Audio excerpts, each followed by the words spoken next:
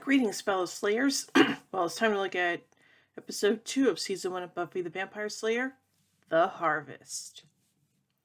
Luke is about to finish off Buffy, who is trapped in a stone coffin, but is repelled by the silver cross that the mysterious stranger had given her earlier that evening. Buffy escapes the mausoleum and saves Xander and Willow from vampires in the graveyard. Darla has taken Jesse, however. She and Luke inform the Master that there is probably a Slayer in town. The Master decides to use Jesse as bait. Giles and Buffy give Xander and Willow a brief introduction to the world of vampires, demons, and slayers. Willow accesses the City Council's plans for Sunnydale's tunnel system. In a flashback, Buffy realizes that there must be an access to it in the crypt. Xander is her when Buffy declines his help and follows her anyway. Willow is researching the Master at the computer lab when Cordelia trash talks about Buffy and insults Willow again.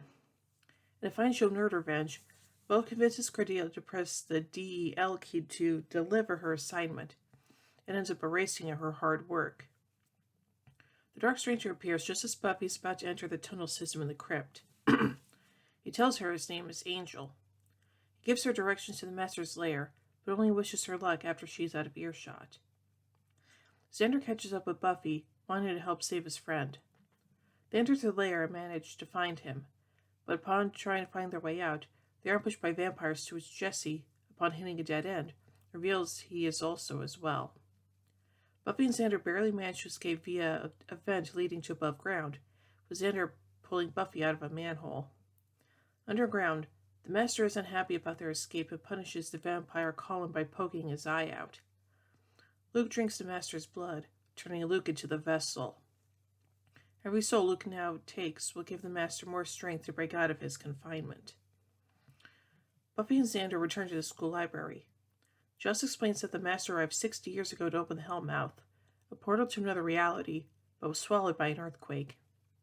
He's now hoping to escape with the help of a vessel in a once-in-a-century opportunity called the Harvest. To prevent the Master from escaping and opening the Hellmouth, they must kill the vessel. Xander suggests that the vampires will be at the Bronze. On her way there, Buffy swings by her house to get weapons and is promptly grounded by her mother, Joyce, who has been called by Principal Flutie about Buffy skipping classes. Buffy grabs her weapons from a secret compartment of a chest and climbs out of the second-floor window. Giles, Xander, and Willow head to the Bronze to back her up, with Giles warning the two, specifically Xander, that the Jesse they know is dead, and all they will see of him now is the thing that killed him. Luke and the other vampires burst into the Bronze and start the killing. Buffy arrives in time to save Cordelia. She also notices the vessel mark on Luke's forehead. Xander ends up staking Jesse with unknowing help from a fleeing man. Willow pours holy water on Darla when she is about to bite Giles, so the vampire runs away. Buffy tricks Luke to win her fight, making him believe an outside light is the sunlight, then stakes him on the back as soon as he realizes it's still night. With Luke dead, the Master's plan fails and he weakens again, but is not destroyed. The other vampires flee. Outside the Bronze, Angel realizes that Buffy has done it, saying, "I'll be damned." Next morning, Cordelia exemplifies the denial most Sunnydale residents undergo after paranormal encounters. Giles warns the budding gang of more battles ahead, which they accept more nonchalantly than he would like, as Buffy, Willow, and Xander go off and discuss to see how Buffy could get herself kicked out of school, while Giles looks on after them as they walk on, saying to himself, "The Earth is doomed." Let's take a look at some continuity surrounding this episode. Willow asks why they cannot contact the cops. Buffy replies that they've gone with guns, which are not particularly useful against vampires or demons. In Flooded, when a security guard tries shooting a demon robbing a bank, Buffy, referring to the gun, tells him, "These things, never useful."